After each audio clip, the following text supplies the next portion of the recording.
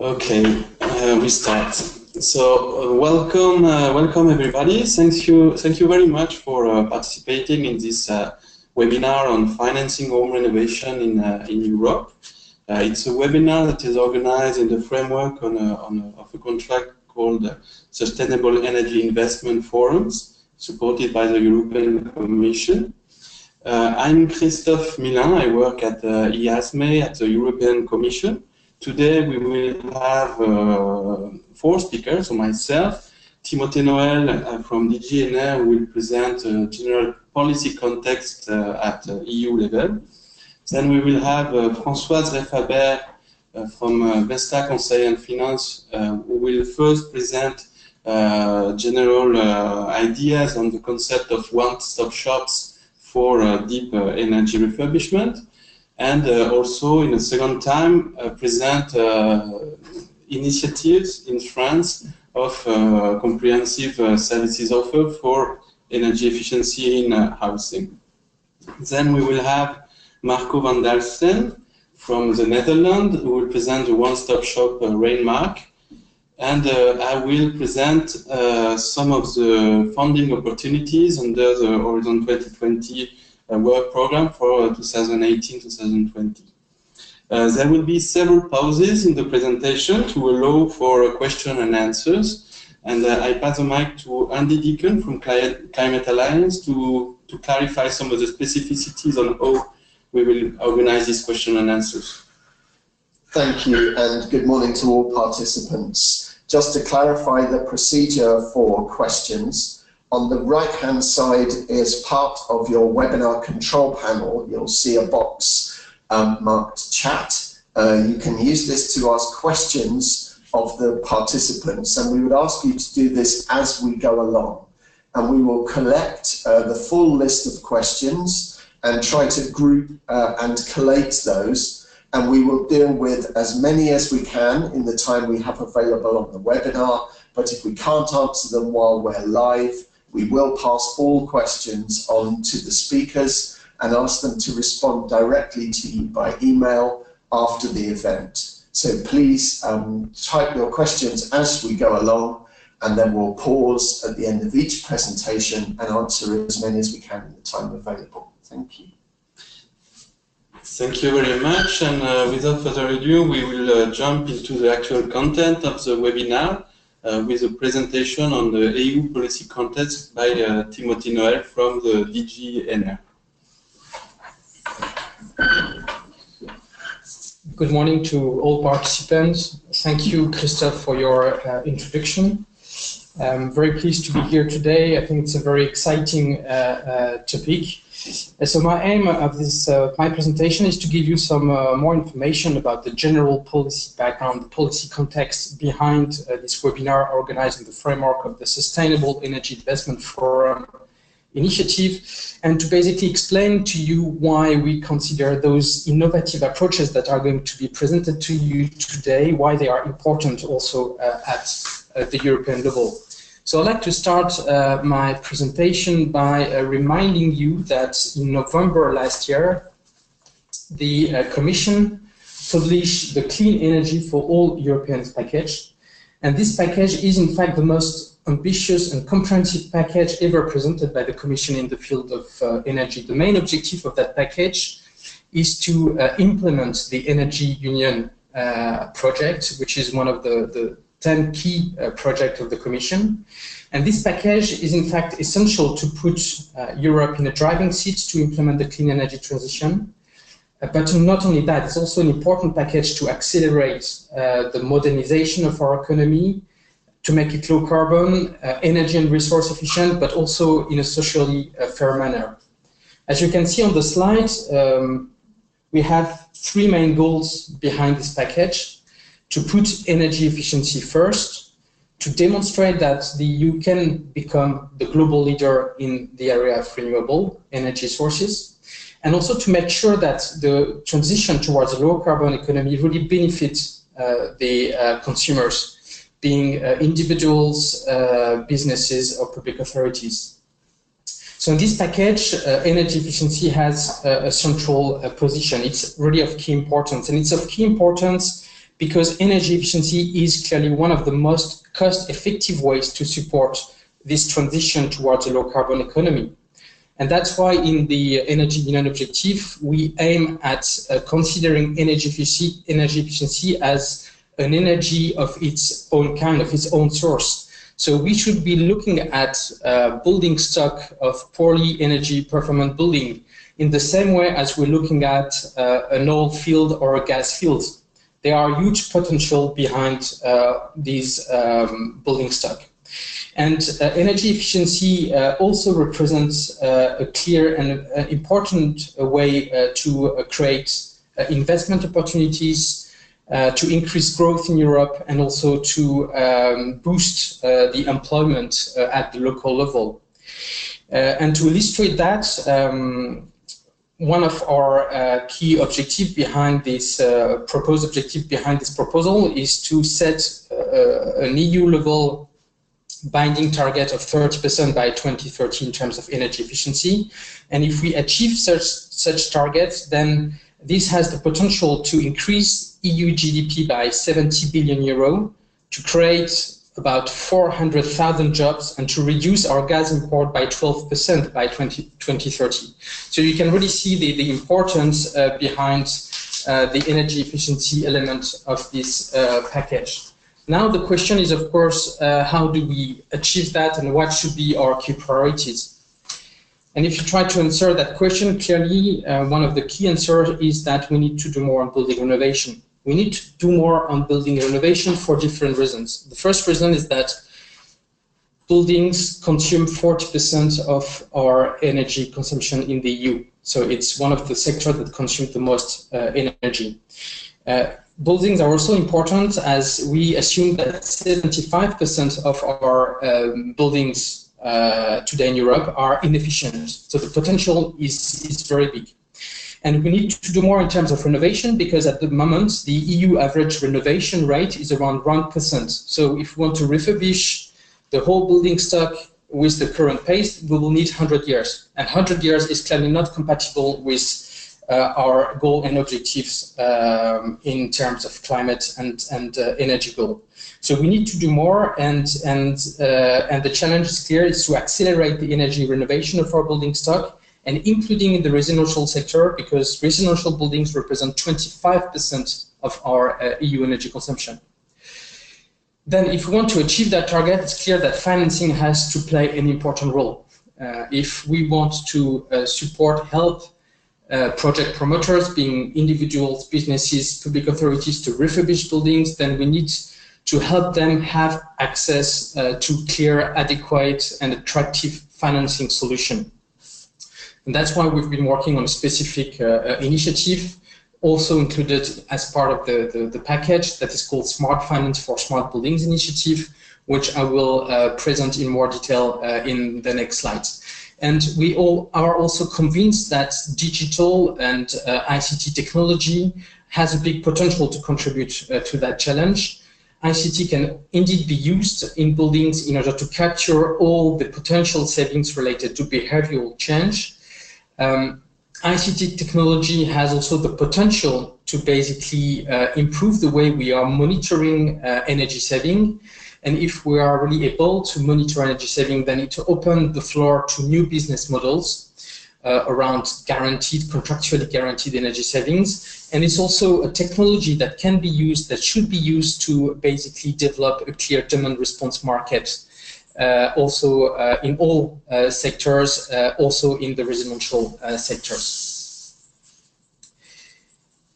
So now to enter into a bit more detail about what we have proposed in that package in the area of energy efficiency in order to achieve the proposed binding 30% energy efficiency target by 2030. So we have included in that package a number of legislative proposals, so some proposals that are now being discussed with the co-legislators, being the European Parliament and the European Council.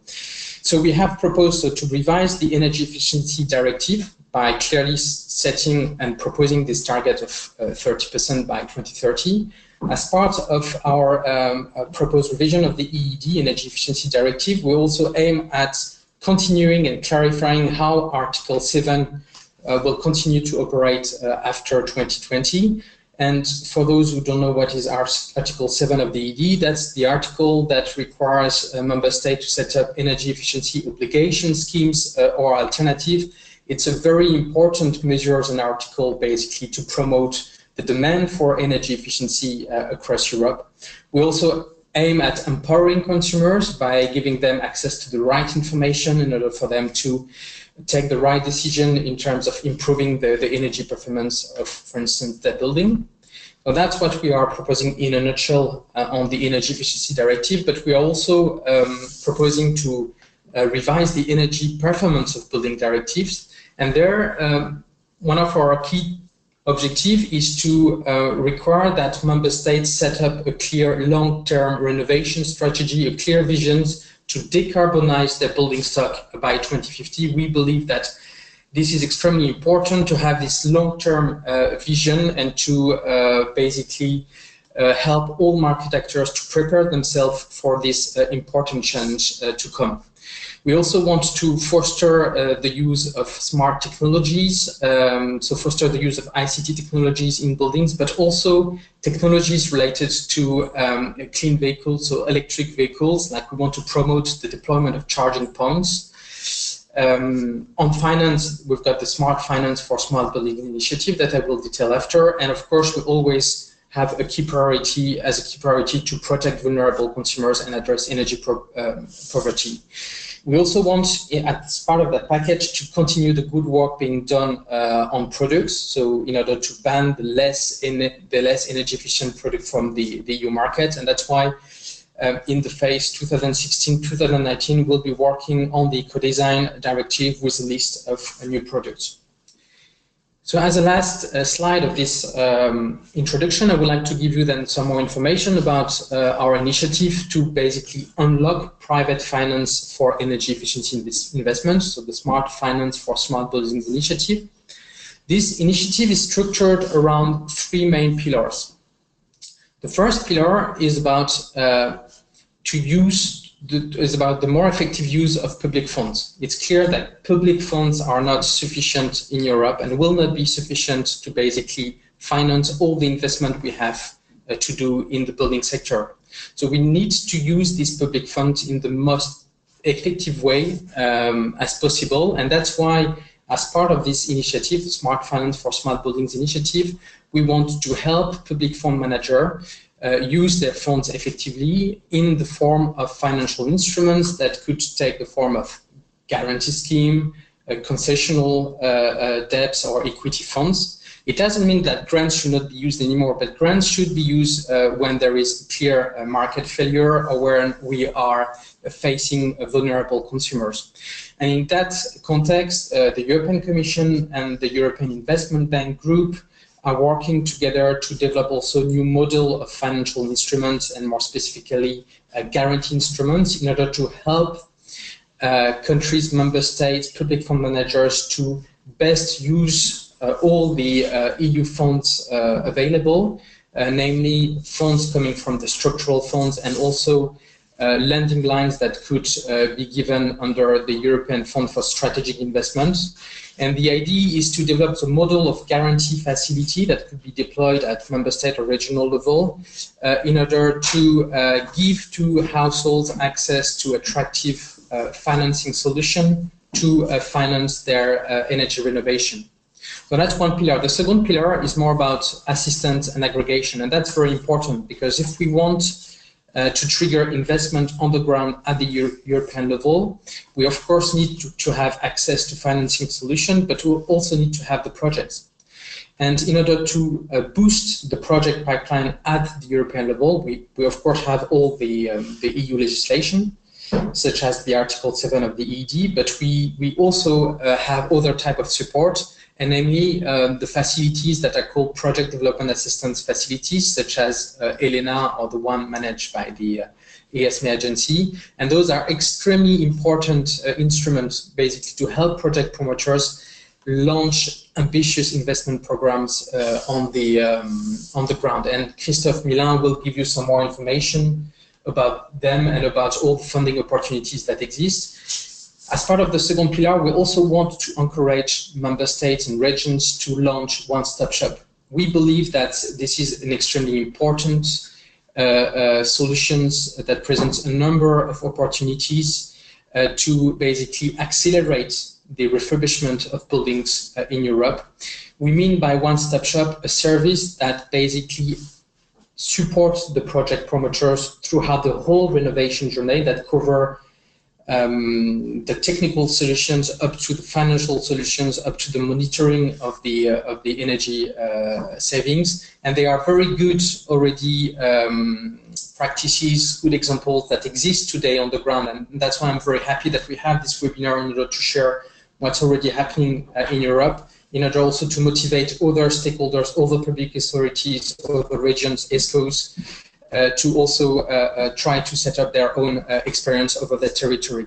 And finally, I'll be quick on the last pillar. The last pillar is about de-risking. What does it mean? It means that we want to support market actors from the financial sectors. It could be banks, but also investors, to better understand the real risk and also opportunities behind energy efficiency investment. We need to help them understand this risk and also understand how they can modify their process to take into account these the characteristic of energy efficiency investment. And we're working on that together with the Energy Efficiency Financial Institution Group that you may know as EFIG. And we've developed with them two key instruments so far: the de-risking energy energy efficiency platform that reveal the real technical and financial performance of more than 10,000 projects on the ground, and also the underwriting toolkit that help financial institutions better consider energy efficiency investment in their internal process. I will stop there for the introduction, and I'm looking forward, as you, I guess, to listen to the next presentation. Thank you very much for your attention. Thank you very much, Timothée, for this brief overview of the context of our discussion today. We will now pass the mic to Francoise Refabert, who is working in France for Vesta Conseil Finance, which is a consultancy company who was very much involved in several of the initiatives in France around the concept of third-party finances and one-stop shop that she will now present to you. Okay, so thank you, Christophe, and good morning to everyone. I'm going to present you indeed how we have started to position one-stop shop service for deep refurbishments, generally speaking, regarding findings on the market at the European level. And in the second part of my presentation, we will then go and focus on the public sector initiatives who are presently starting to operate, mainly in France. So, if you may, we are going to start with the first part, and the idea basically, if you could go to the further slide, please, is that basically the refurbishment market characteristic regarding housing sector is fragmentation. On offer side, at European scale, according to Euroconstruct 2015, the construction sector represented about 1 billion euro per year, and the renovation share of it is roughly 60%, and energy efficient refurbishment represent 15% of all this. But what is really striking is that more than 90% of companies involved in this sector of refurbishment have less than 10 employees.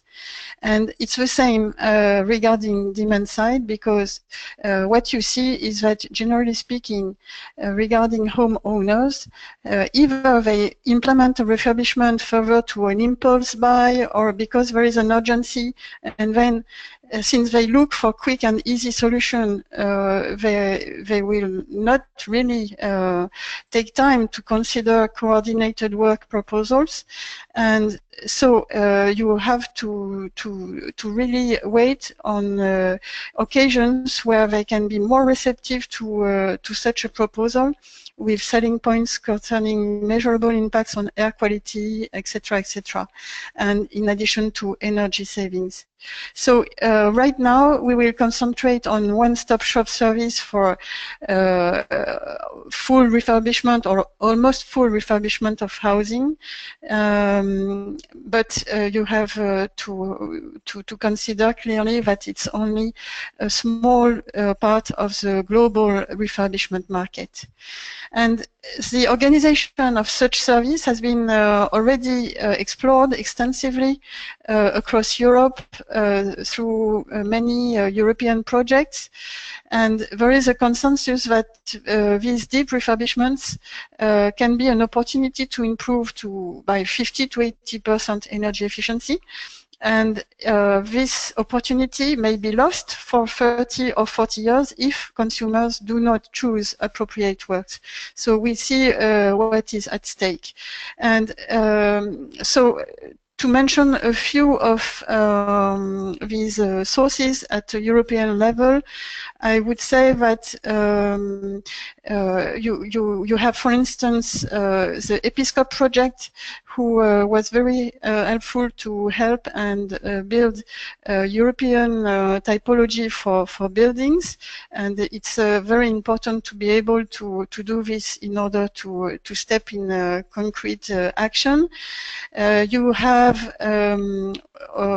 also the Refurb project, which gives an overview of one-stop shop models, and this was begun in 2012 in northern countries such as the Netherlands, Denmark, but you also had Estonia, Germany, and Belgium. You have the LEAF project, which provided for case studies for multi-occupancy buildings.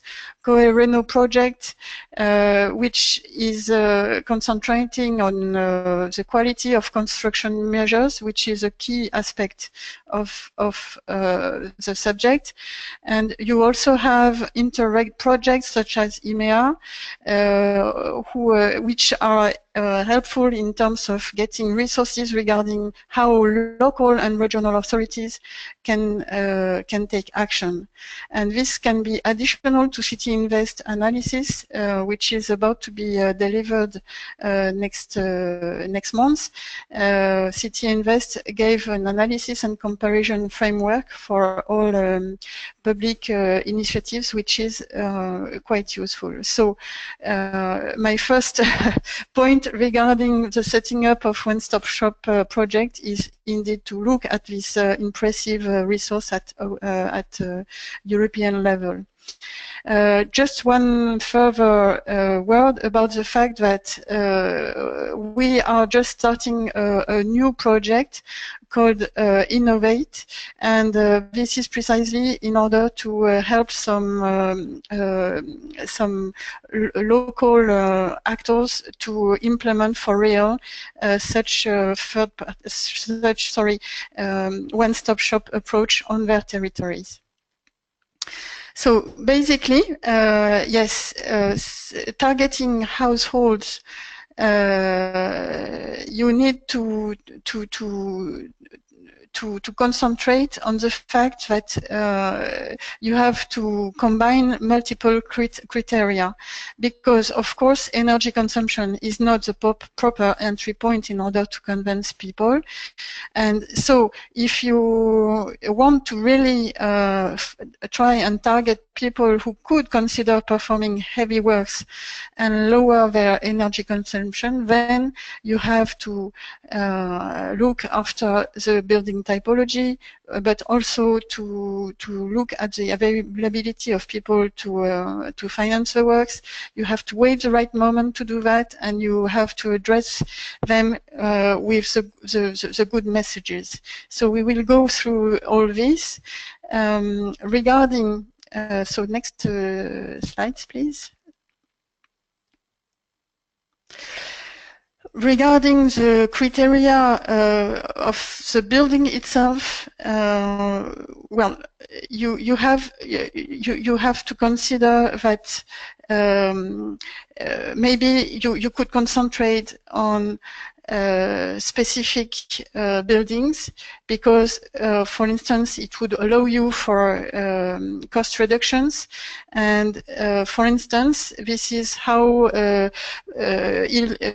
Île-de-France region, so it's Paris region, decided to set up Énergie Positive in order to concentrate on large condominiums with central heating, because then they thought that this kind of specialization would entail a competitive advantage to them.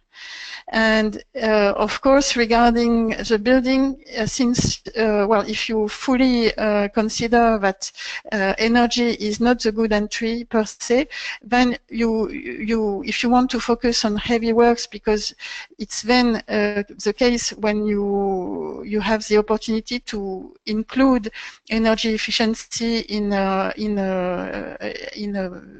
global program, then you should be ready to identify buildings which are in a poor state, of course. So it's important to really consider that you cannot approach any kind of building in the same manner. Regarding the following aspect, so it's when is it the right moment in order to propose a refurbishment? In France, we see that 9 out of 10 projects are simple works, and generally speaking, they cost less than 5,000 euros. So basically, it would be very hard to convince people who are in a hurry to fix a problem, or who are craving for a new chimney insert, to take some time and consider a longer-term project with much more to spend. And so basically the advice would be to rather concentrate on people when they anticipate a change in their family, for instance, or if they don't live yet in their new home, then we see that there is a much bigger probability that you can convince them and they engage in a large project.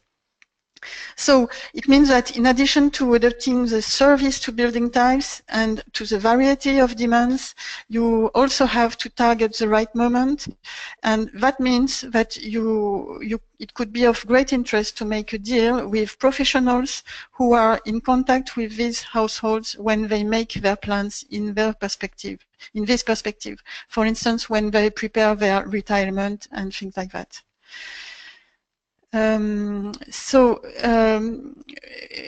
Once you reach the right time to discuss the project with people, you also have to consider, and this is very important, the availability of financing, because otherwise it's obvious that people will be likely to perform step-by-step improvements, and you will have the risk to lose the impetus for energy efficiency.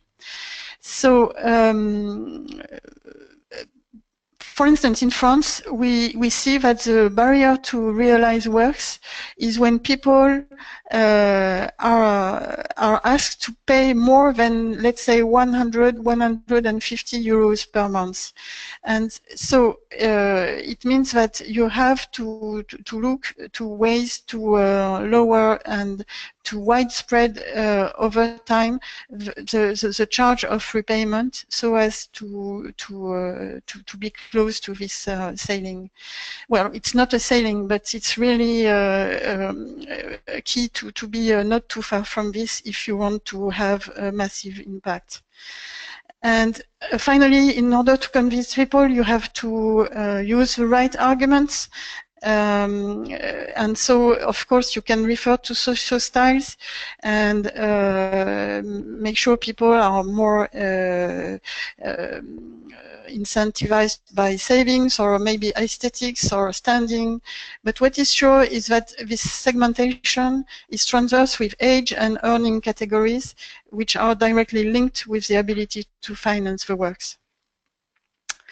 So basically, if we go to now next slide, and we look at the offer, it was about demand, and now we are switching to offer. We see that the promise regarding quality that you have to give to people in order to be trusted and make them able to make a decision regarding a quite important investment for them. Then you see that fulfilling this promise is not easy, because on the other side, on offer side, the landscape is also very fragmented. And so there is a very new and interesting source I just went across last week, which is a study called Profile. It has been led by the French Technical Center for Buildings and the EDF Research Center. And it includes a benchmark on United Kingdom, Germany, and Belgium, and it's about how the refurbishment market is organized and how professionals set their quotation prices. So basically, we see that these craftsmen or builders, they do their job in a very unstandardized manner, and for instance, the impact of prices may vary from 1 to the double, and what is almost and what is very interesting on top of that is that when you try and understand why this variation price do exist, then you realize that you are able to explain from 20 to 70% of it, which means that it's really not possible to anticipate what will be the price quotation for any refurbishment, and it's obvious that in such condition it's difficult to ask people to be confident. So as we saw, craftsmen, they are key players, of course, on the market, but they are not the only one. In this slide, we are going to go through the other key players on the market, and we see for each if it's their core business or if they have limited or emerging entry in other activities. And so, as Timothée Noel just mentioned it, when we talk about one-stop shop services, you have to implement a journey coming from marketing to preliminary proposal, building inspection and energy analysis, and the quotation for financing plan. You have to also provide for quality insurance so that the renovation takes place and it's efficient and with a good quality level. So you also have to take care of the financing, and you should also take care of commissioning and follow-up. So obviously, for craftsmen, they are concentrated on renovation. Their marketing is inexistent. But if you go further, you see that, for instance, general contractors and cooperatives. So it's next slide.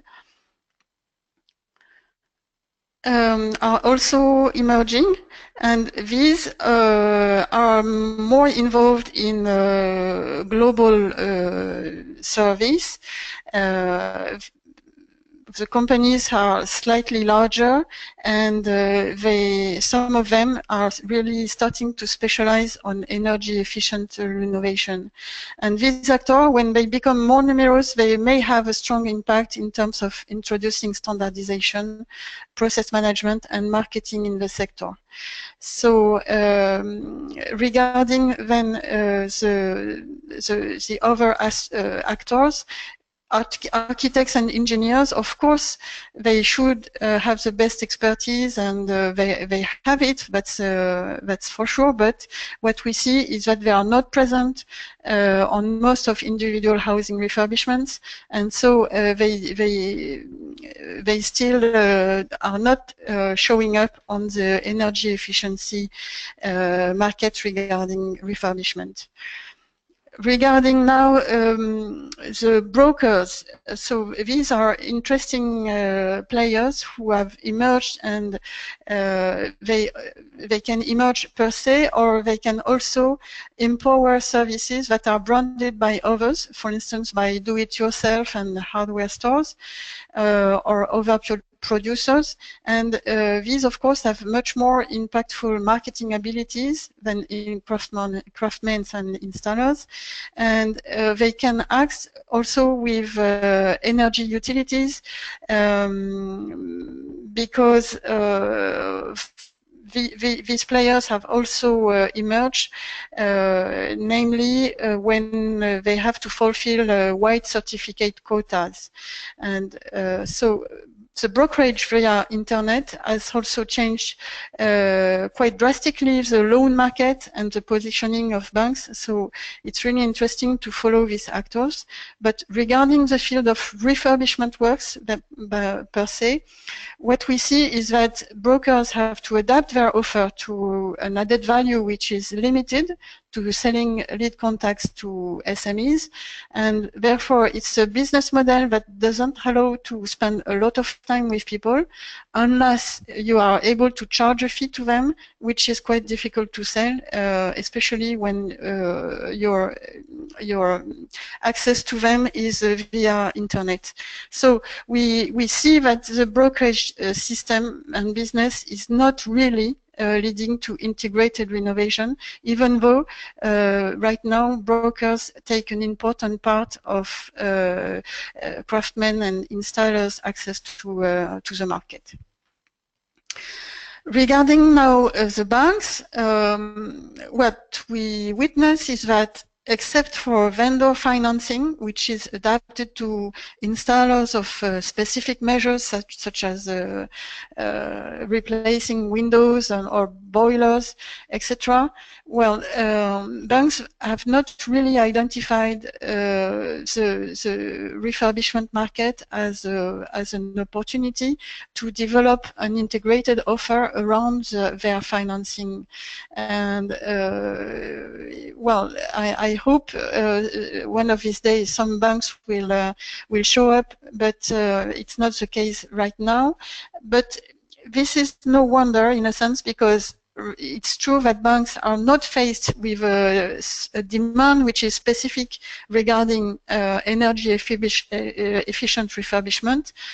They are used to face a demand for big or small loans, and generally speaking, banks are not willing to develop specific products because well, they have to management process which are fit to large credit portfolios, and they need to have as fungible as possible credits in order to manage it.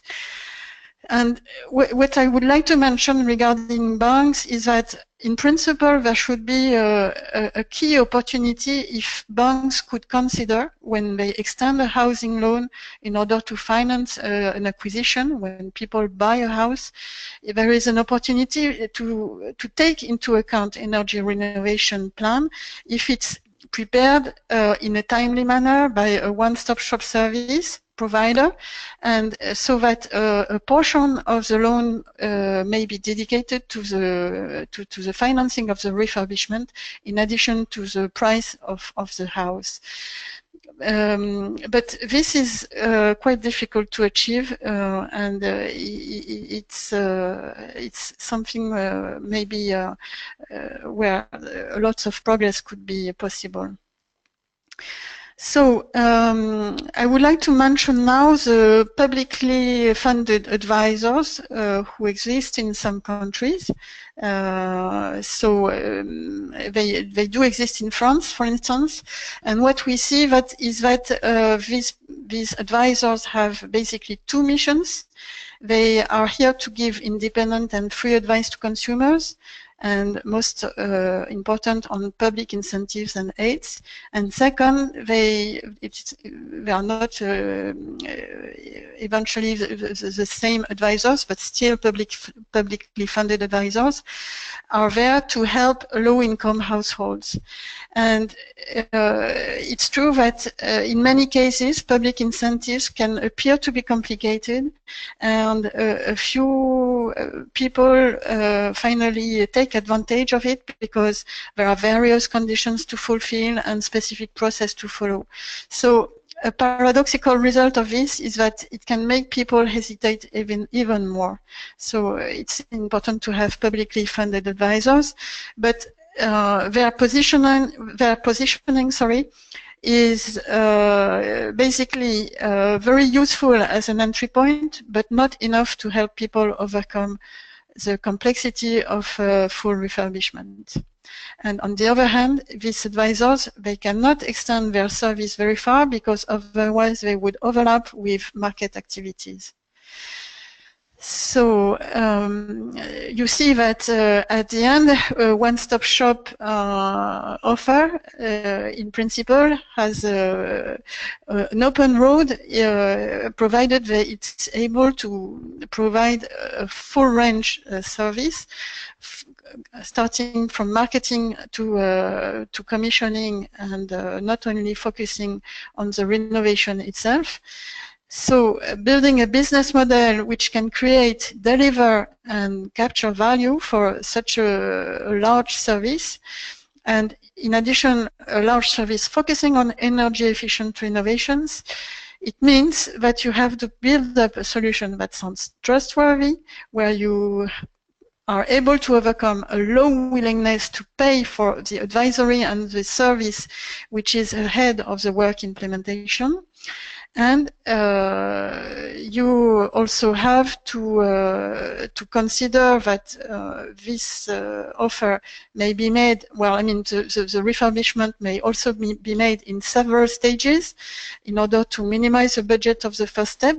But then you have to be able to follow up the consumer and be able to propose them or the following owner the second and third step of the refurbishment, which is not so obvious.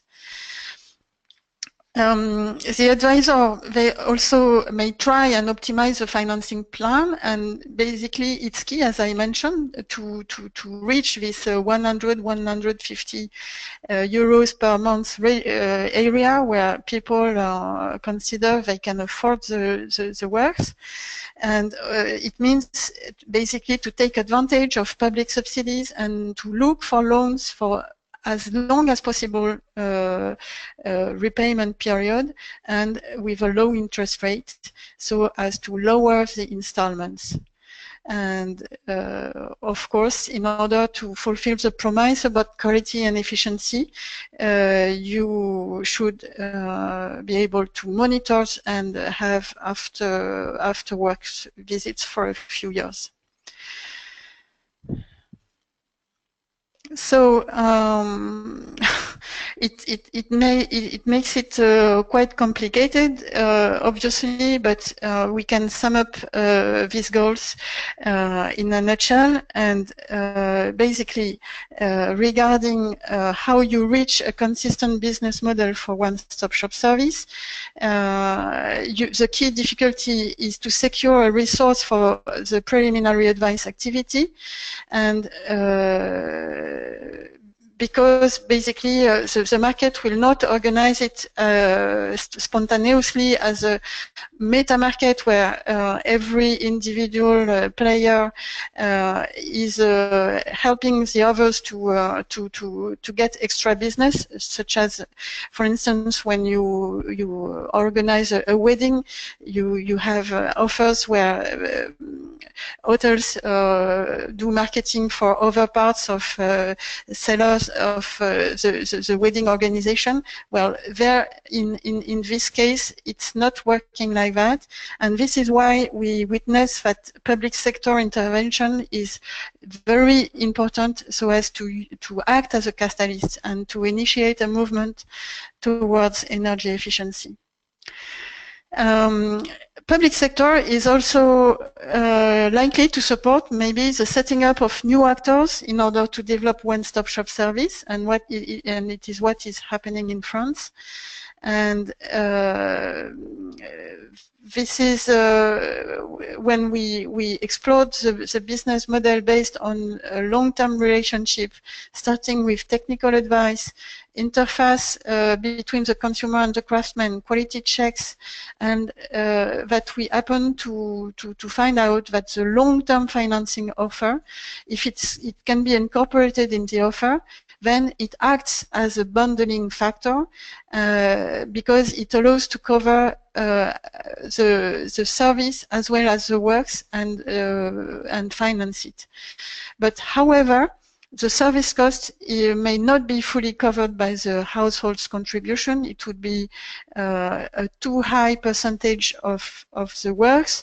So one-stop shop service resources have also to proceed from additional revenues, such as white certificates. And so this is why this kind of market mechanism are very important to consider. So regarding the following slide, what we see is that developing the one-stop shop service per se is not sufficient. You should also have we have also recommendation for local and national authorities, because it's key to, for instance, be able to create a public brand helping people to be oriented. But what we see is that when such a brand is set up at national level, such as a Green Deal in the United Kingdom or reconnu garant de l'environnement in France, then the level of requirements regarding service and works providers may appear to be too low. And also, what is important is that people are aware and consider that a long-term national plan for energy efficiency improvement is going to happen, and so it means that all stakeholders have to take action, and it's better to take action now than to wait that the energy efficiency requirements grow over time. It's of course important that efficient works and preliminary advice be more incentivized than when people are just doing partial works. And last but not least, it is important to make it possible to extend maturities of loan financings, even in cases where banks are not interested in issuing such long-term loans. I think that there are lots of works that still can be done with one-stop shop services regarding convincing banks to use them as a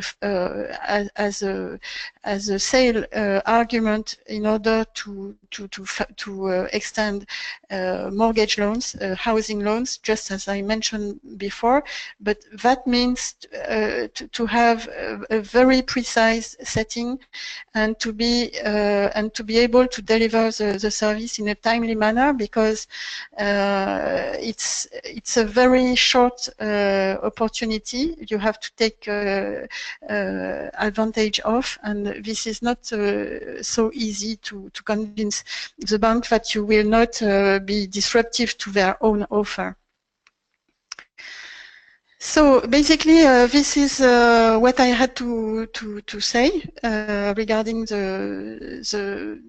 this first part of the presentation, and I would I could answer any questions you have. Thank you, Francoise, for the first part of your presentation. We've had quite a few questions in already, and thank you for those. I also know we're running a little behind time, so please stick with us. And also, so first of all, a number of people have asked whether slides and a recording of the webinar will be made available. And both of those things will go on the Sustainable Energy Investment Forums part of the Commission's webpage after the event, and we will send notification of the link around to all registered participants. So the main question, Francoise, seems to be around the long-term sustainability of the one-stop shop model. So both, who do you think could be funding one-stop shops in different regions across Europe? How sustainable is it in the long term? And you covered slightly the role of advisors, and how do you see their services being funded as part of that type of model? Okay, so basically I was about to discuss this in the case of first one-stop shops which are being implemented in France. So basically either I go to these slides and you have the answer in a few minutes, or I answer directly to the question as you wish.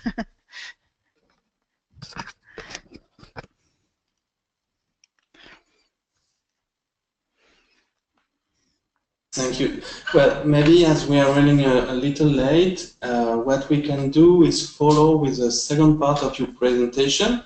I will ask you please to be very mindful of the time, and, yes. And we will take a second round of questions after the second presentation then. Okay. So regarding the part 2 dedicated to the status of public sector initiatives, first I will go quickly over the outcome of City Invest survey, so as to let you know that basically out of sorry, excuse me. Are we processing the part 2 slides or not? Sorry, maybe I am getting confused. Yes, indeed, we are. It's just a small problem with the PowerPoint, okay. But we'll fix in 2 minutes. Okay. Okay, so maybe I can just follow up because it's the first slides are easy to understand. So what I was mentioning basically is that the City Invest survey, which is about to be delivered next month, was focusing on 24 experimentations, and the outcome is that there are still a few public initiatives who are really targeting deep home renovations. And what is interesting is that 5 out of the 6 initiatives are focusing on condominiums, 2 are designed for individual houses, and 5 find some ways to extend direct financing through an ESCO route or through the third-party financing, which I will explain in France. And so basically, so as to answer the questions, I would like to propose a focus on the experimentations which are taking place in France and which I know best. So the first party financing concept was developed from 2012 to 2015 as a turnkey offer, and so it makes that the advising, the work payments are bundled and they are made affordable thanks to a long-term repayment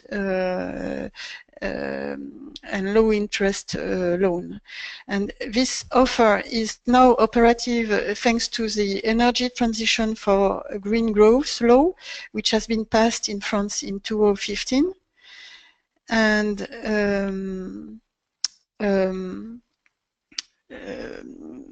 since then, okay, so I see that the slides appear again on the screen, and could you go to, yes, the following and then following slide, not this one, the following.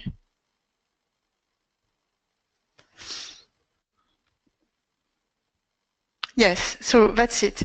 And so third-party finance operators right now are there are 3 of them who have which have obtained an agreement so as to extend third-party financing as an exception to a banking license obligation. So it means that they are controlled by the bank's national supervisors, so it's a service of Banque de France with adapted guidelines. And also third-party financing companies must be supervised by local authorities and have a 2 million minimum capital when they start operation. So out of the 3 third-party financing operators which have been set up, Énergie Positif, Picardie Pass Renovation, and the Agency for les travaux d'efficacité énergétique in Nouvelle-Aquitaine. So the first one to obtain its license was in 2016 is Picardie Pass Renovation. So they are right now extending direct loans, and the 2 others just received their agreements and should be able to start early 2018. And so what is worth mentioning is that the probability that 3 more projects take off in 2018 is quite high. So before answering specifically the questions you mentioned, Andy, I would like to propose to briefly go through the achievements of the first ones, so Picardie Pass Renovation and Énergie Positif. So next slide.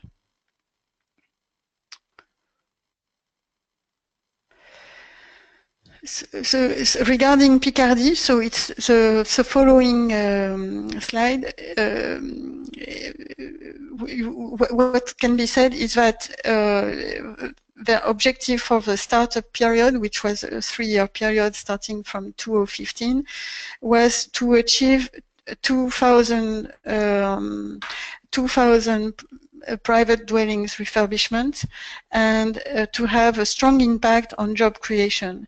And as a matter of fact, sorry, we are a little. I was on a previous slide, and the previous one.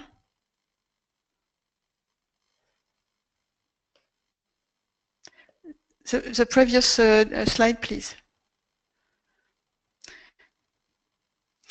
And so when Picardie Pass started, well, now it has 18 months period of operation, and so they achieved 4,500 contacts.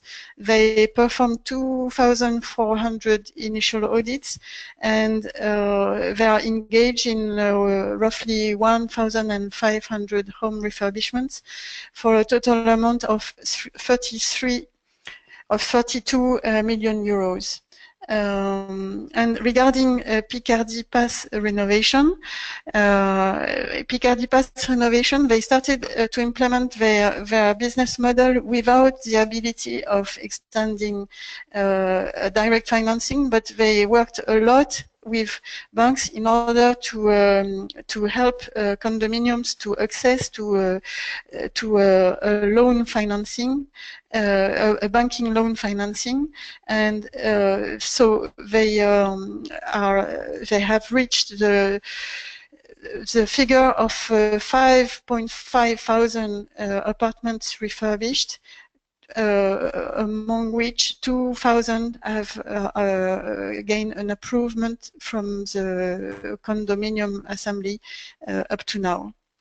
And so, regarding these two experiences, in order to reach an equilibrium between costs incurred by the service and the resources, what is important to take into account is that, of course, there is a learning effect for the first project regarding all aspects of the service, and namely the selection of construction companies, and it has an obvious impact on efficiency.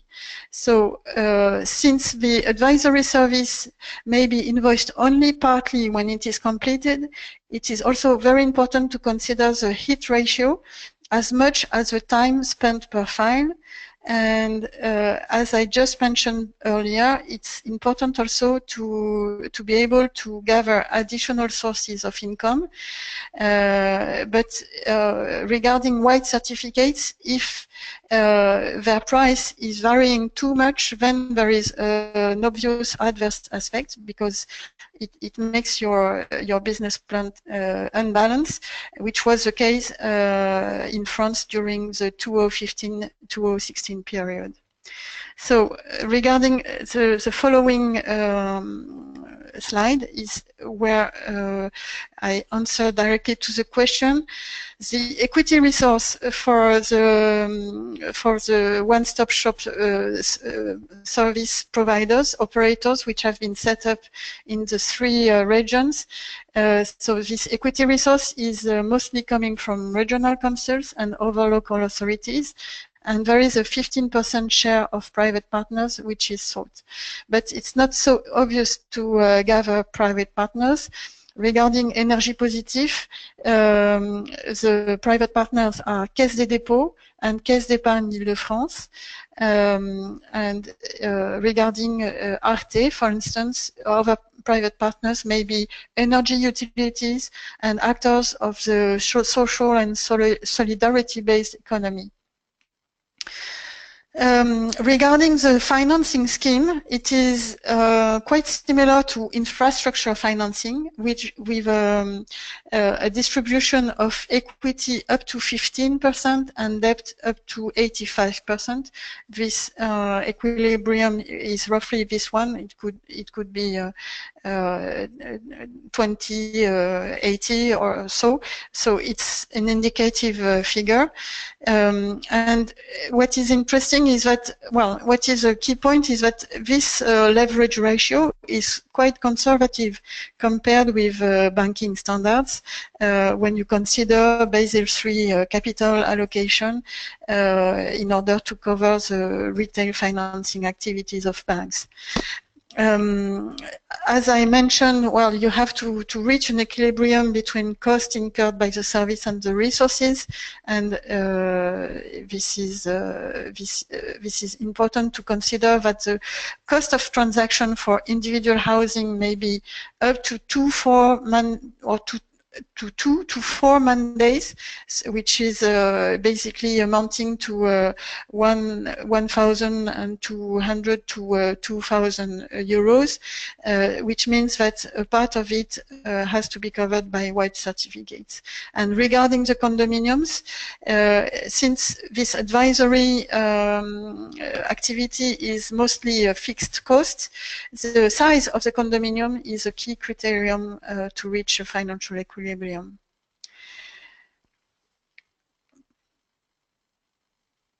Presently, regarding the long-term debt, what I have to mention lastly is that it's provided by EIB in the 3 cases I mentioned under the Juncker plan, and Picardy Pass Renovation is right now showing that it has been able to structure on-lending consumers to consumers, and they did it thanks to quite simple organization and a database.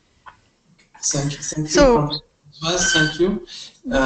Because we are running quite late, I will just jump directly to the last slide on the conclusion of your presentation, and then we'll take a second round of questions.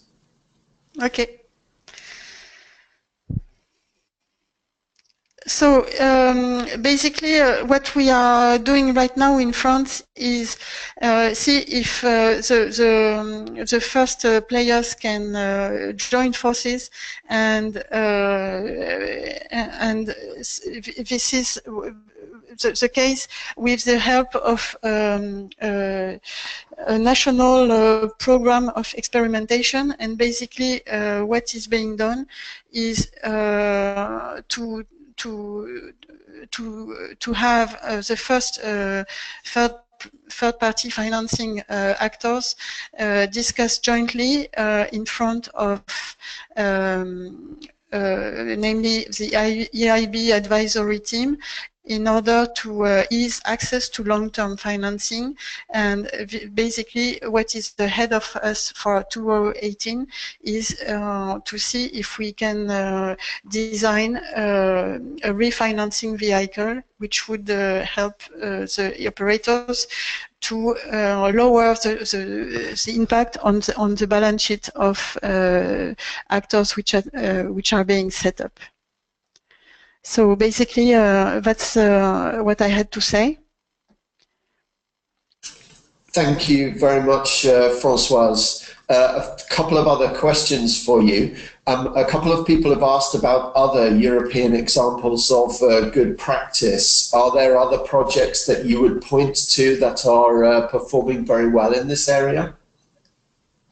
Yes, as shown by the Site Invest survey, you have quite successful experiences going on for a few years now regarding condominiums in Latvia, in Bulgaria, and Estonia. And basically, it's also based on an ESCO approach, where people have the possibility regarding condominiums to have both technical and financial service bundled together. Thank you. You also have experiences, for instance, in the UK, of more not integrated services but more coordinated services. But I have less information regarding this. What is interesting is that it takes advantage of a national scheme, which is the Green Deal, where people are guided across what they have to do by a national scheme, which is of course quite helpful.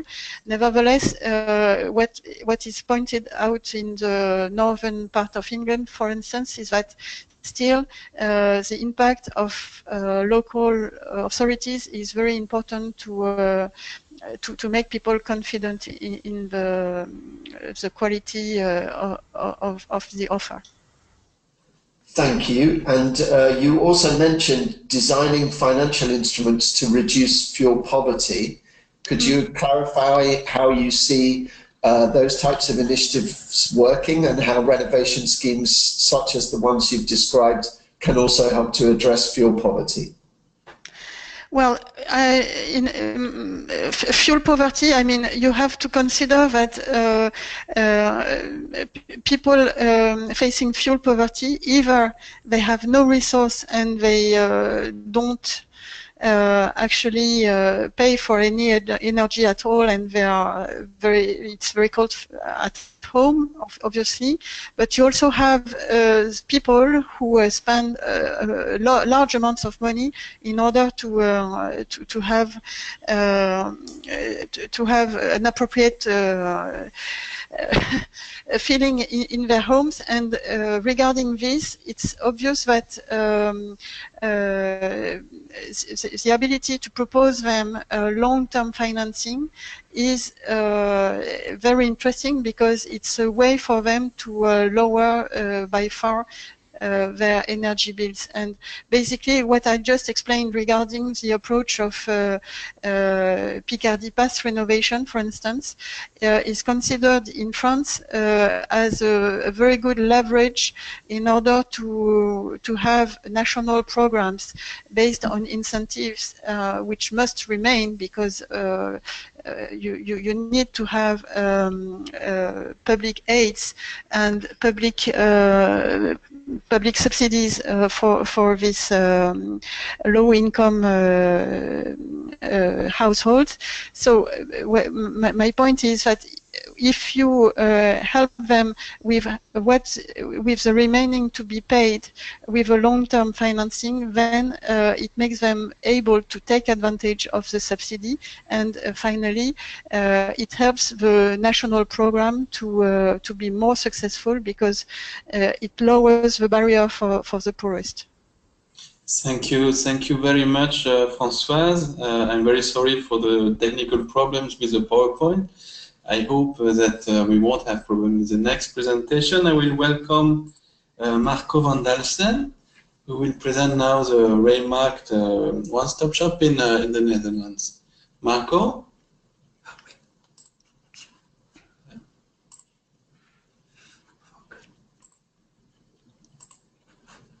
Hello there. Yeah. Do you hear me clearly?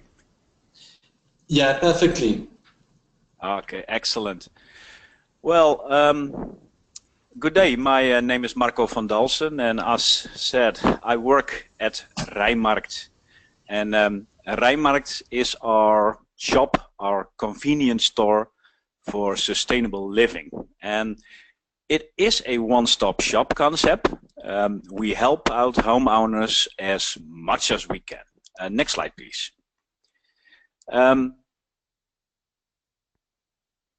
Yes, we are the broker between, previous please. We are the broker between supply and demand, and we not only sell, but also do marketing, product development, and customer care, the lot. Because we see that suppliers, that is the traditional market, is not capable of doing so. For them, it's all about techniques and specifications, and well, frankly, that's not the world our customers live in. Because complaints are never about the product, they're always about the process. You were too late, you didn't call back, our house is dirty. And that's why we innovate on things like customer journey and customer experiences. Next, please. We also help our customers with access to grants and financial schemes. But on this part, we must drastically improve our proposition and our business. And that's why I'm happy to have this presentation with you all. I'm going to tell you about our business, how it's now and how we want it to be. And I'll hope you find some inspiration. Next. We are a startup since 2015 and in business at 6 locations in the Netherlands. We have 30 employees, 15 at the headquarters and 15 in our local branches. We earn money by selling energy efficiency retrofits, and we get a kickback fee of 10% of our suppliers. But we do not make any profit yet. And that's why we are still supported by our local governments with startup grants. And in return, we offer free energy insights to their customers. Next, please. In 2020, we'll have a sustainable business case, and we need 500 paying customers per shop to get there. The Netherlands need 200,000 retrofits a year, so we would count for approximately 2%. Next. We are, as you see, an actual shop. This is our shop in Enschede, which we share with an estate agent, and that's a very good partner to work with. Next. But of course, customers may choose. We are also easy accessible online. Next. You can choose for personal care in the shop. And next. Since we opened our shop in 2015, we helped 10,000 home owners in their customer journey towards their sustainable house, and 1,750 of them are paying customers. They invested in energy efficiency, and we estimate that a maximum of only 5% of our customers uses a financial scheme, and that's where we want to innovate. Next. Rijnmarkt is more than a shop, more than a sales organization, as you see in this figure, where products are sold which meet a demand or a desire. Next. We go further than that, and we need to go further than that, because desire needs to be excited, awakened, and to focus on marketing and communication, we do market research, choose focus groups, etc., etc. And we have a lot of services and tools to create attention, interest, and desire. For example, we have an energy check. And with the energy check, everyone can enter their zip code and house number. And the tool then recognizes where you live, its dimensions, the age of the house, and the amount of people living there. And it represents you a benchmark of your energy consumption with households exactly like you and with the neighbors in the street, with the street average. That's one of our tools, and we also have online advice tools, easily accessible, and within 5 minutes you have your insight or your advice. And as with all our services, we will send you a report. And you might think, why sending a report? Because people look at the internet. But when you send a report, you can always ask later, what have you done with it? Can I help you further? Next slide, please. One of our newest tools is our photo application, in which you can upload 5 photos of your house, and you'll receive an offer, a quote, for our energy efficiency measures like insulation, solar panels, etc. And you'll get that offer within an hour. And we don't have to visit your house for it. And that's great innovation for our company.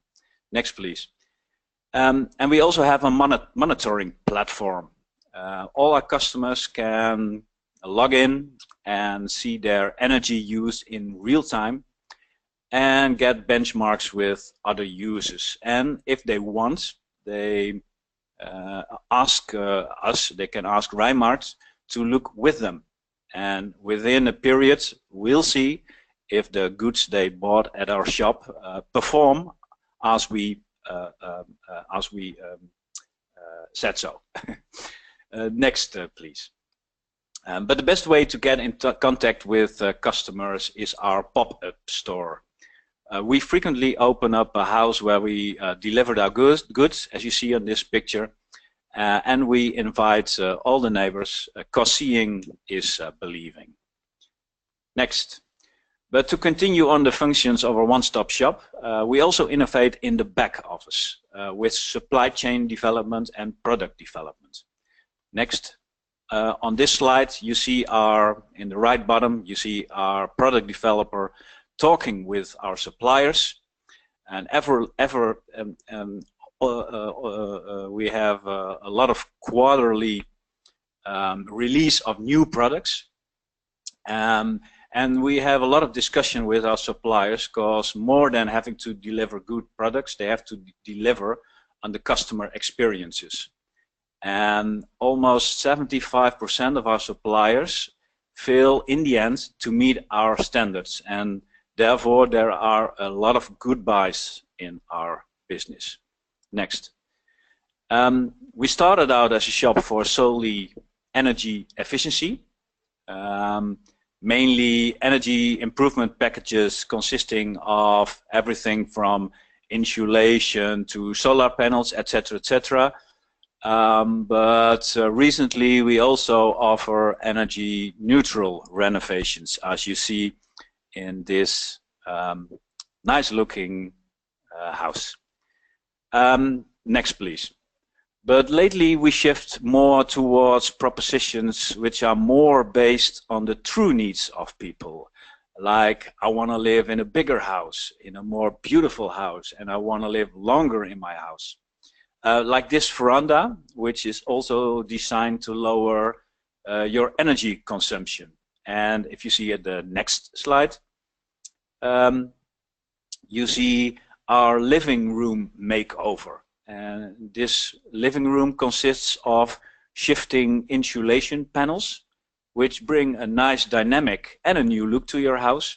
And you can even sit on your radiators. And we believe that our shift towards these kind of products will help us sell more energy efficiency. And as Francoise also told in her presentation, all our products are designed as standardized products, like all products in a convenience store. So we don't use energy advisors who come to your home and measure everything and make it an advisory project. No. More and more we even sell products as small, medium and large. So in our business, standardization is key, because houses are not that unique as we all think. The people are. Next please. And all these functions together make Rijmarkts. Next slide. But let us shift towards the consumer perspective. What you see on this sheet is these are all services of a regular one-stop shop in the eyes of a homeowner. There's a lot to read, a lot to listen to consider and to choose, even if you have one contact. Next. Services and information, especially about finance, are abracadabra. And just ask yourself, can you explain your financial scheme to your family at your dinner? I reckon a lot of you can't. And that's why we reshape all our services and information so it fits the customer journey. How? Next slide, please. This is a visualization of our services from a consumer perspective. A lot of people ask themselves, am I spending too much money on energy? You see in the left upper corner. Well, we provide them insights with a lot of tools. In the next step, people would ask themselves, but how can I save money? And we would provide them with advice.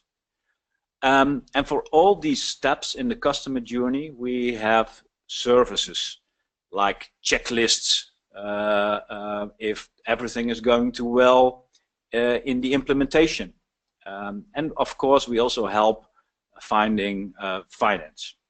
But we never ever give our services all at once. We find out where the customer is in his decision-making process, and we only give the information that is needed for the next step. Always in small, clear bits. We make a trail. And a trail that lasts, well, a year, because that's the amount of time a homeowner needs. So we don't talk about financials, financial information when someone is still looking for insight or advice. And that might sound very logical, but look at most of the information and websites about energy efficiency. If it's from the government or from suppliers, you see by the look at the homepage that we want to tell everything all in once, all in one brochure, all at the homepage. So we try to do that differently. We like to make a trail with small bits of information that, well, follow the pace of the customer. Next step, please. And to cope with all these thousands of different customer journeys, we use customer relationship management tools, and we have a back office. And the back office constantly asks only 3 questions. What are you looking for?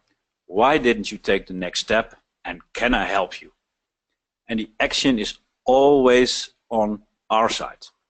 Next slide, please. Back to financing. What are the financial schemes in the Netherlands which our customers can use?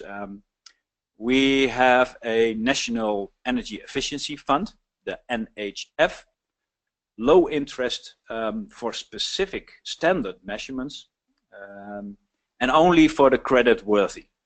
The fund is 120 million big, and so far 0 problems with the payments have occurred.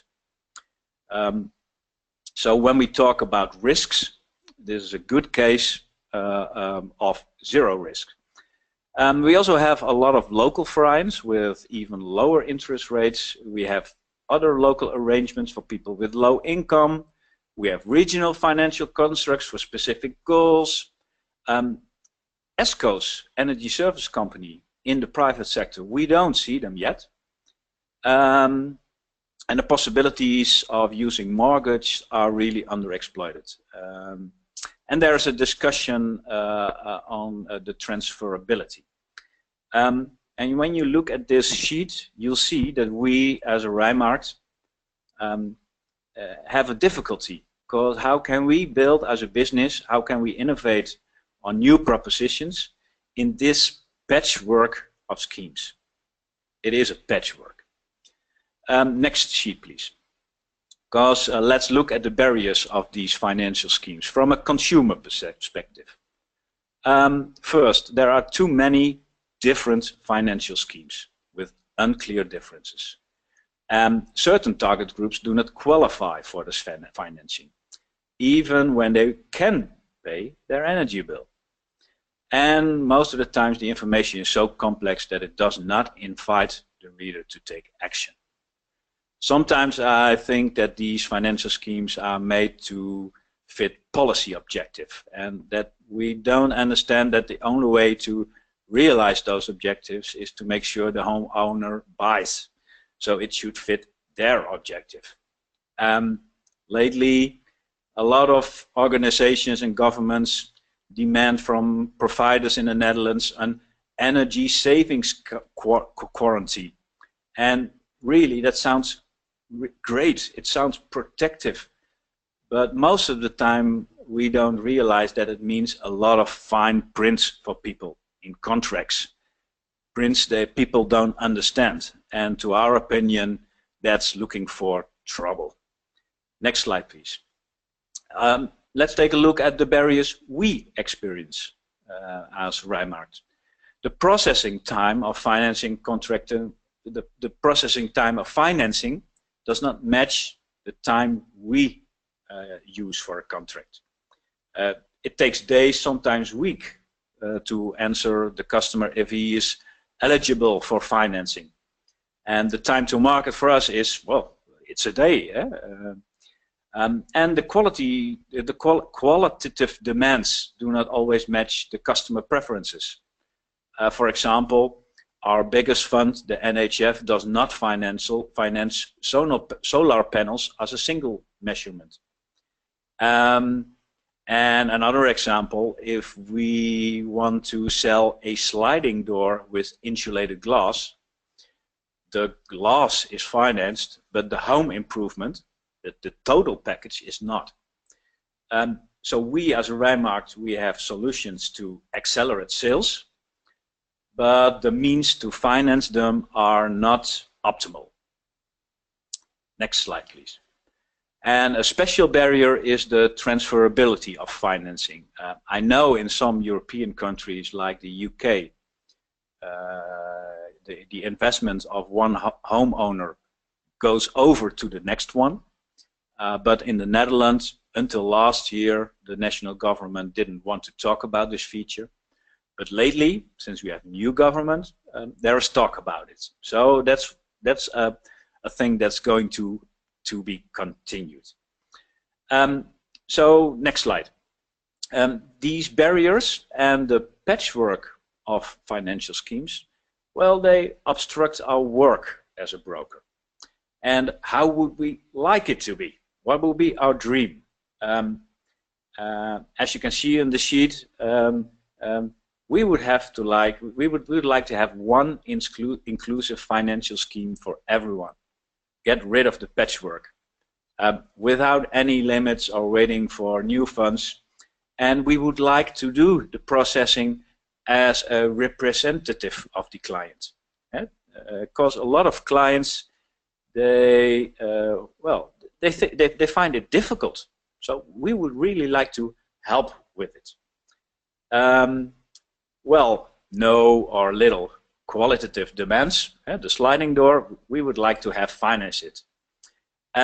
Super fast processing, transferable, and the interest lower than the return on investment. A lot of times we talk with partners, financial partners, and the talk is always about how can we lower the interest. Well, to our opinion, it's not necessary to have the lowest interest. The interest should be lower than the return on investment, but the prime benefit of a scheme should be the comfort, because everyone is buying recently. Everyone knows that if you want to buy a telephone, you better buy it loose in a shop for €500, but everybody chooses a subscription with monthly cost. And so the choices of people are not always the lowest price, but the comfort you give them. So, well, these are the process improvements we would like to see in the Netherlands and in the UK. I've got 5 slides left. Next one, please. And only after the previous we should talk about how high is the interest, what about the payback warranties, etc. And often you see that we start with these points.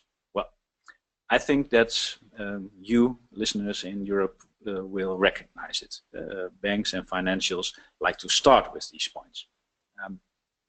Well, anyhow, next slide, please. This is how we sell a home improvement right now. And we have a total amount. And next slide, this is how we would want it to sell. €150 per month. So we need another way of financing our customers. Faster, flexible, and molded towards the energy efficiency products that do sell. I'd like to close my presentation with, next slide, with some few points on European financial schemes. Why are they not always so successful as we want them to be? Well, the financial sector aims to prevent risks. And the customers do not really understand the loans. And sometimes you see that investment funds like the European Investment Bank demand a certain skill, while, well, companies like the Rijnmarkt, they're a startup, they're innovating, and they can't provide that skill, that 25 million of yearly turnover to reach that demand. So, next slide. I'd like to end my presentation with some recommendation to other shop owners. Instead of, well, making better products, you should to our opinion, aim at better processes and shift towards home improvement sellings instead of insulation, solar panels, and try to standardize products like a shop, so you can focus on the customer instead of the house. Take your time for the decision-making process. A customer journey on average takes at least a year, and therefore use a CRM, a customer relationship management tool, to get the right information at the right time to the right person. And always give those information in small, tiny bits, and always ask the question, what have you done with it, and can I help you with your next step? Conclusion, we as a Rijnmart, we managed to reshape our business, our advice, and our products towards the needs of homeowners, with more and more the focus towards home improvement, away from the technical solutions, but we don't manage yet to shape the financial products. And at this moment we are tied to the patchwork of the Dutch schemes. And as Francoise said, we need adapted financing. And I'm glad to hear that the European Investment Bank is developing new support. We all help each other with more flexible finance, so we can sell the goods. And well, glad to have told you about our business and our demands, and looking forward to hear some questions of you. Thank you. Thank you very much, Marco. That was very, very interesting. There are quite a number of questions, but I'm afraid, as we are running quite late, that we won't have the time to answer this question live. We will we take all questions, and we will answer by writing after the webinar. So thanks again to all the speakers. I hope that this gives you a lot of food for thought and ideas on what you could do at your own level. We would like to conclude this webinar with a presentation of some of the funding opportunities under the Horizon 2020 work program for 2018-2020. And if I can put a spoiler alert on my own presentation, my main message would be that you shouldn't wait. As shown in the presentation today, there is already quite a number of things, of actions that you could implement to develop your own most relevant concept of one-stop shop, relevant in your own context. So don't wait. What is very clear, for example, from the French experience, is that many things will become clear only on the way of implementing your action. So don't wait to have the full answers to your question, because things will probably turn out differently anyway in the course of action. And finally, don't wait, because as I am trying to present now, the European Commission is putting a lot of effort in the work program 2018-2020 to support your initiative. So in a nutshell, if you want to do something, we may find a way to support you.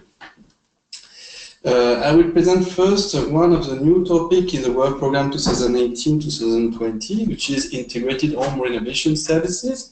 And it is targeting specifically energy efficiency improvement in households.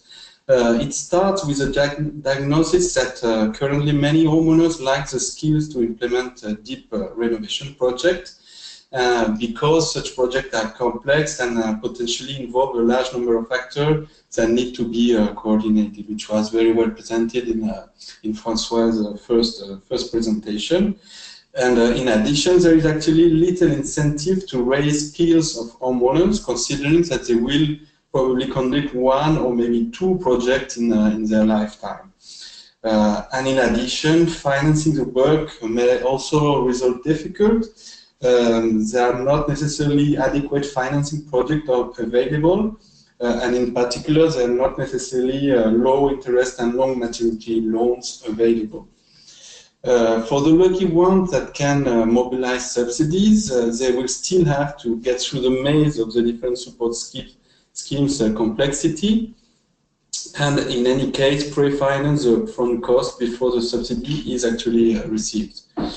So in a nutshell, EE2 integrated home renovation services, this topic is about taking care of all the complexities of energy efficiency refurbishment and make it as simple as possible for homeowners. There are actually quite a number of examples emerging in the European Union. We've seen some of them in the previous presentation. There are many other ideas that could be implemented, and the concept of one-stop shop is very much to be defined, and it could be defined by your own initiatives. So the idea under E2 is to replicate or expand integrated home renovation services that should cover the full customer journey and possibly integrate the financing. The financing is not mandatory, but as we've seen in some in the presentation, it's quite key actually to unlock the decision and get to implementation of energy refurbishment. In any case, the exact relevant perimeter of integrated services will be for you to establish in your proposal with regard to your context. On the other hand, there should be also a clear effort to raise demand for integrated services, notably by providing public data evidence to other market actors, in order to first have the quality of the proposed services recognized by market actors, but also outside the support that is provided here, allow the replication by other market actors. So once you've defined why you do a one-stop shop and how, then you can enter in the detail of what to do exactly.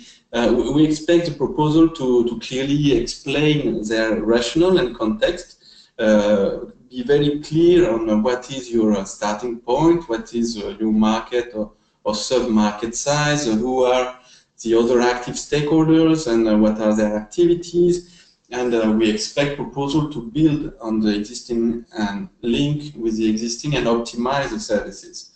Overall, we would like proposal to improve trust and awareness of homeowners toward in integrated services.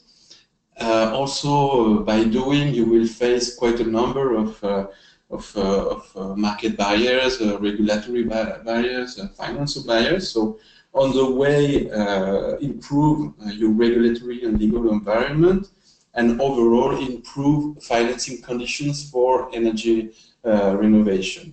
The proposal for E2 are expected on the 4th of September 2018. So it may look far away, but actually to develop a full and convincing proposal, it may be a good idea to start quite early. One particularity under this topic is that a proposal may be submitted by only one single legal entity, which is a difference from several other topics in the work program where you need to be a consortium of at least 3 partners. In this case, a proposal can be submitted by one single legal entity. That can be, for example, a city, an energy agency, a private company.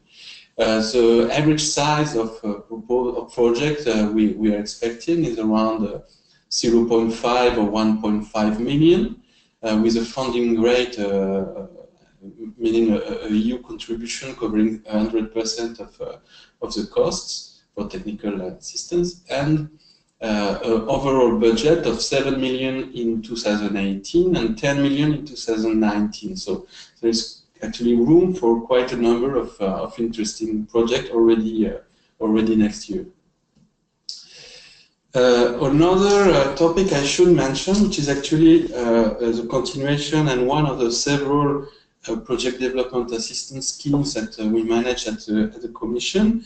It's Horizon 2020 Project Development Assistance, which is managed by EASME. It already existed in the previous work program, and it was already a follow-up of a scheme that existed in the Intelligent Energy Europe program, and it helps to build technical, economical, and legal expertise with the final aim to launch concrete investment. On the way, projects should deliver organizational innovation and present a high degree of replicability with a clear intent to communicate their experience and their results to allow for other projects to also develop on their own. As I said, it's a follow-up of a previous topic, and we also expect proposal to clearly build on the experience of the previous project development assistance project, and you will find in the work program the references to the full list of previous projects. One of the main differences with in EE2 integrated home renovation services is that PDA targets much more sectors than EE2, while EE2 addresses only the private residential sectors. And PDA, you can cover a much broader scope, from public and private buildings to industrial services, urban transport, and even infrastructures. Another big difference is the requirement under project development assistance to actually concretely trigger investment before the end of the action and reach a leverage factor of 15 euros invested in energy efficiency for each euros of technical assistance received. So also with regard to that, as a commitment in delivering actual investment is strong and can be in some cases considered risky, the approach also will be evaluated, and the level of ambition and innovation will always be evaluated with regard to its context. I mean, an innovation may not be so innovative in a given country, but implementing this already existing approach in another country that doesn't have this kind of scheme is and can be considered innovative. Also, replicating already quite classic approach, but with a very large ambition in terms of energy savings or in terms of investment trigger, can also be seen as innovative. In a nutshell, the innovation will always be contextualized. The proposal under under project development assistance are also expected on the 4th of September, and also here there is a possibility to present a project on your own. Means proposal can be submitted only by one single legal entity. The funding rate is also 100%, with more or less the same size of project expected, and 7 million in 2018 and 6 million in 2019. No, okay.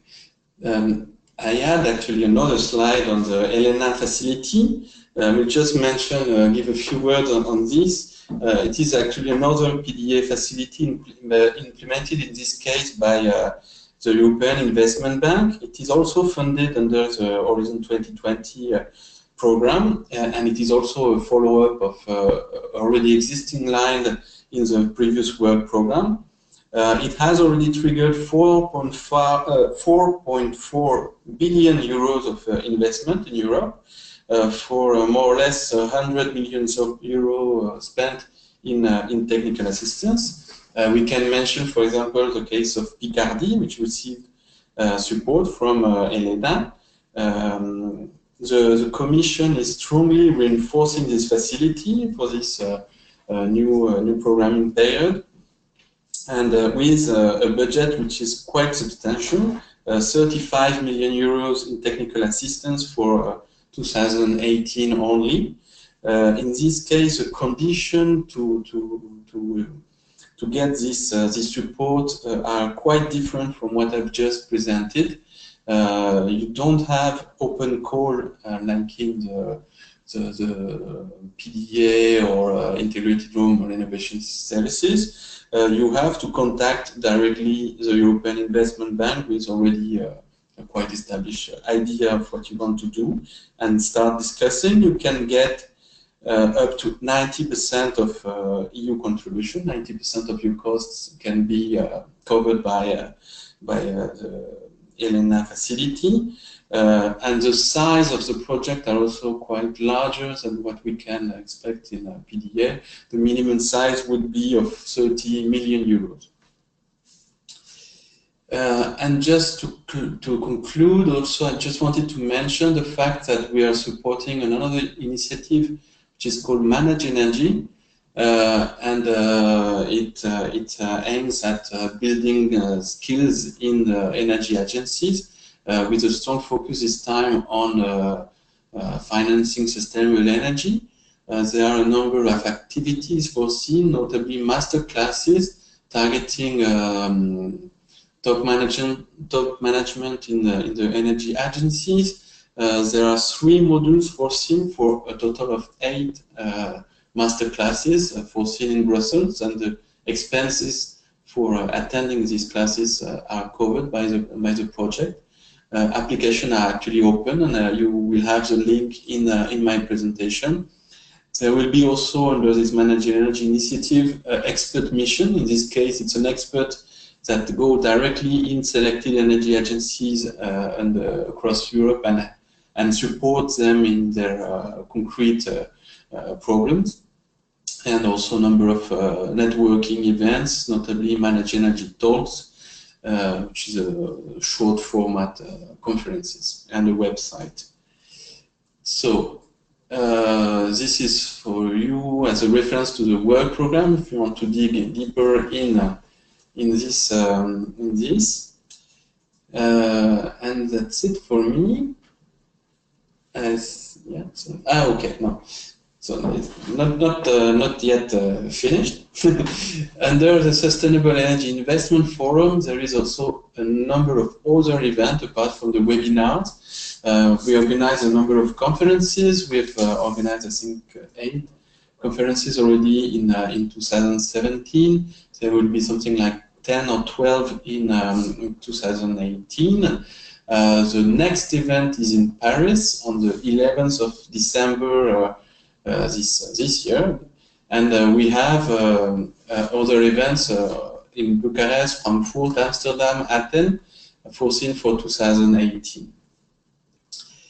So with all this information, I remind you that we have carefully collected all your questions, and we will get back to you with answers by email, most probably. You will find also the recording of the full webinar in the Sustainable Energy Investment Forum page under europa.eu, the Commission website.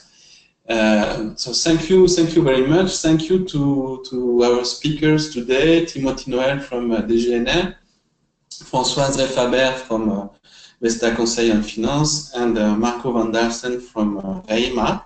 Thank you very much. I hope it was interesting, and voilà, bon appétit.